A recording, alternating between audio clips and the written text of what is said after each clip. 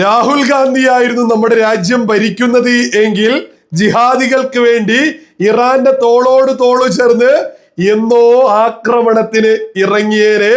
എന്നാൽ നരേന്ദ്രമോദിയെ നമ്മുടെ ഭാരതം ഭരിക്കുന്നത് കൊണ്ട് തന്നെ ഞാനും നിങ്ങളും വലിയ സമാധാനത്തിൽ, സകല ഭാരതീയരും സമാധാനത്തിൽ ഇവിടെ മുന്നോട്ടു പോകുന്നു.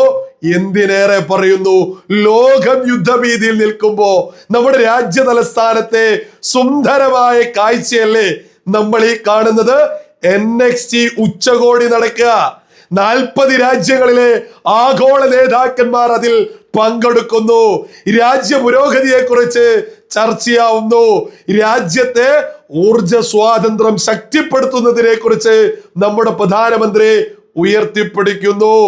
ലോകം യുദ്ധഭീതിയിൽ നിൽക്കുമ്പോ നമ്മുടെ രാജ്യം എത്ര സുന്ദരമായിട്ടാണ് മുന്നോട്ട് പോകുന്നത്.